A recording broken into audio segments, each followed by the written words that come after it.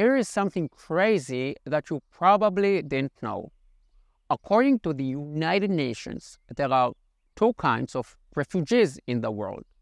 All the refugees in the world, a huge group consisting of millions of people who have had to leave their homes because of a disaster.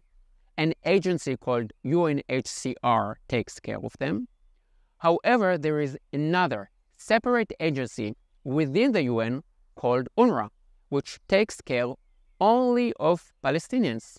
So, one agency for everybody and another one just for the Palestinians. In other words, the most privileged refugees in the world. Sounds crazy? That's only the beginning. The Palestinians get more money, aid, and manpower than any other refugees. They even enjoy a separate, more favorable definition of the word refugee. A refugee, according to the UNHCR, is someone who has been forced to flee his or her country because of persecution, war, or violence. A refugee has a well-founded fear of persecution for reasons of race, religion, nationality, political opinion, or membership in a particular social group.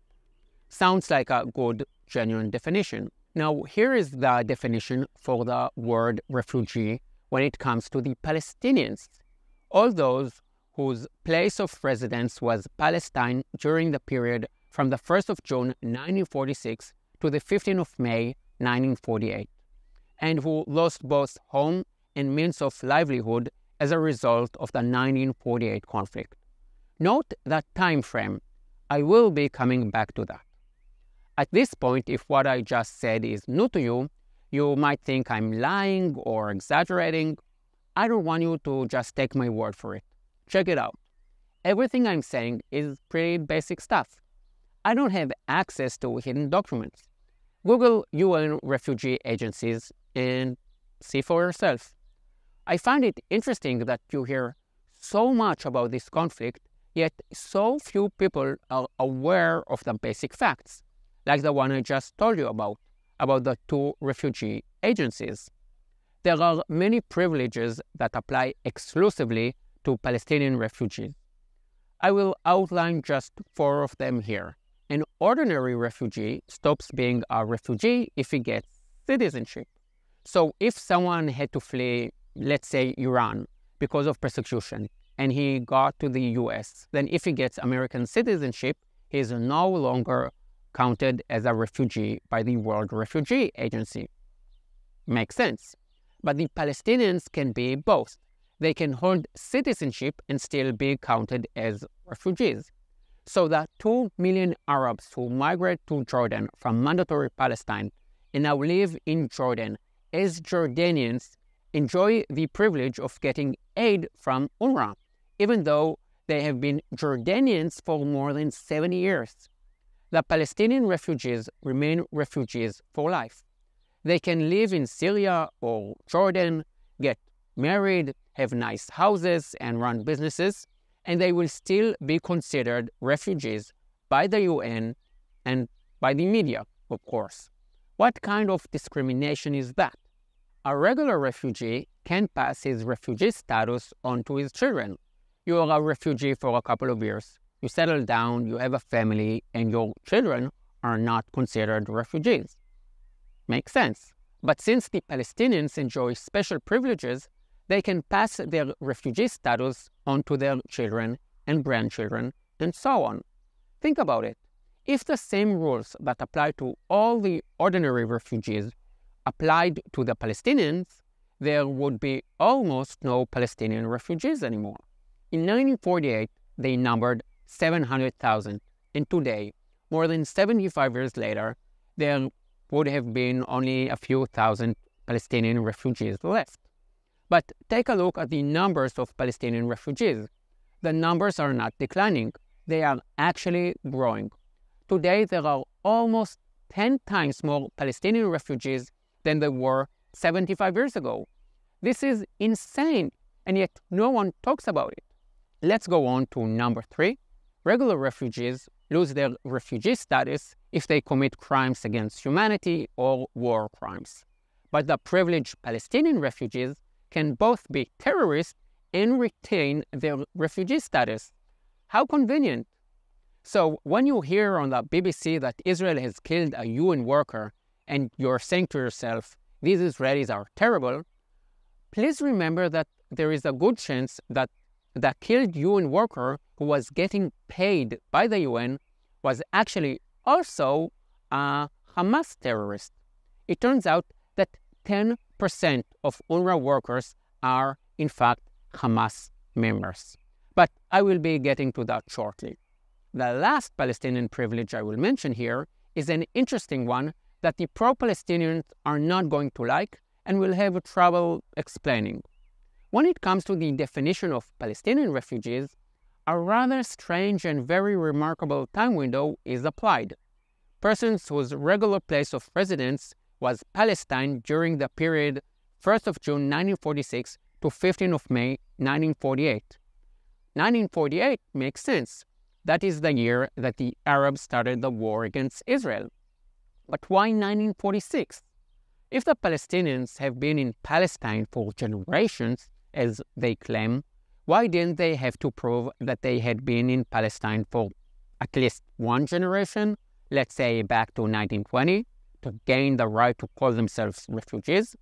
Why is it only back to 1946, which makes a time span of only 2 years? The reason for this is that from the beginning, from the time that UNRWA was established in 1949, it was already well established that tens of thousands of Arabs in Palestine were newcomers. Arabs who had come from Egypt and Syria to work for the British in the 1940s. The reason for specifying the year 1946 in the definition and not requiring a longer stay in the country was to pump up the numbers of Palestinians. This way, those Arabs who migrate to the land of Israel in 1945 to work for the British are also considered Palestinians refugees for life, as are their children and grandchildren. So we can see that the Palestinians enjoy many privileges. And now, let's talk about money. A regular refugee, someone who really needs help, receives about $120 worth of aid a year from the UNHCR, the agency for the ordinary refugees. And how much do the Palestinian refugees get? Almost double, $200 worth of aid. This, by the way, is the low estimation. Some say that it is even higher. Again, this is crazy. You became a refugee because of a war that broke out a year ago. Here is $120. You are a Palestinian who lost a war that you yourself started 75 years ago, have $200. And it doesn't end there.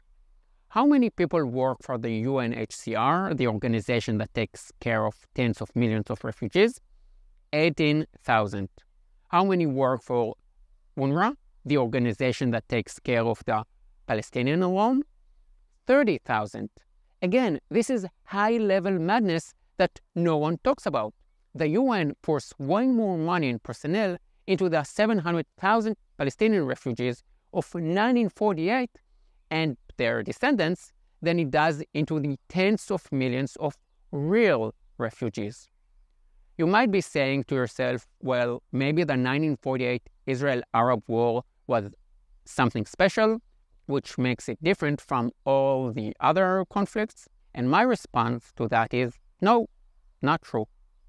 After World War II, so in 1946, 7, or 8, new countries were created, and millions of people were displaced. 14 million Germans had to move inside the new borders of Germany. About the same number, about 40 million Pakistanis and Indians had to migrate when their two countries were established. 800,000 Jews from Muslim countries had to migrate after being subjected to pogroms and violence.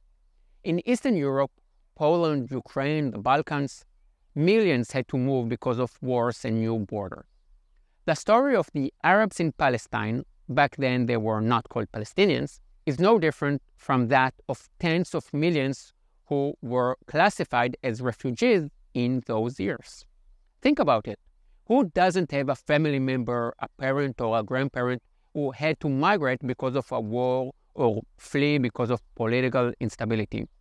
The thing is that they got over it and built themselves new lives. Today, what do you call a Pole who was a refugee in 1945? A Pole. What do you call an Indian who was a refugee in 1948? An Indian. Only the Palestinians get to keep this title of victimhood, refugee, even though they don't deserve it. Now, you might be saying, what do I care? I mean, beyond the basic injustice of the Palestinians getting way more than those in real need of help, what does it matter to me if the Palestinians get a lot of aid? Well, the biggest problem is that UNRWA is doing all it can to perpetuate the situation. And even worse than that, it is fueling the Palestinian desire to eliminate Israel. A UN agency that is not about promoting peace between the Palestinians and Israel, but is dedicated to the Palestinian dream of wiping out Israel. Can I back up this serious accusation? Yes, I can. About 60% of UNRWA's money goes into education. But what do Palestinian children learn in school? Hatred of Israel. I will be attaching a report below with lots of different examples. But here are some for now. There is no Israel on the map and no Israeli cities. They glorify terrorists. Now you might accuse me of cherry picking. So I'm challenging you to find an UNRWA textbook that talks about peace with Israel, about anything positive to do with the Jews, about the fact that Jerusalem is the holiest place for the Jews. And let me tell you that I'm not talking about Hamas textbooks. I'm talking about textbooks for children that are paid for by the United Nations. It is no wonder that 10% of UNRWA workers are Hamas members and that Hamas uses UNRWA infrastructure as its headquarters. It is a fact that some UNRWA workers were Hamas members who took part in the 7th of October massacre. And UNRWA doesn't even deny it. Before I finish this video, I want to make another point that gets far too little attention. So you're always hearing about the weak Palestinian refugees and the strong Israeli army with its air force and tanks and high-tech weaponry. And it is true that Israel is indeed stronger.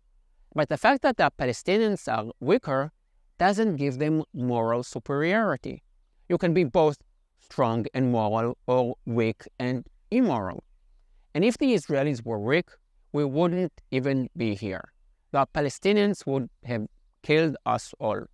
Their words, not mine. But the interesting thing is that if you go back to the beginning, both the Jews and the Arabs of Palestine started off as refugees. The Arabs were refugees because of a war they started and lost. The Jews were refugees from Arab countries and Eastern European countries where they were being persecuted. The Jews had an even lower starting point. The Arabs had support from neighboring states, while the Jews had to fight and suffer boycotts and were subjected to terrorist attacks by the Arab countries. And yet, even though the Jewish refugees of the late 1940s had a much harder start, the Jews did the impossible and succeeded.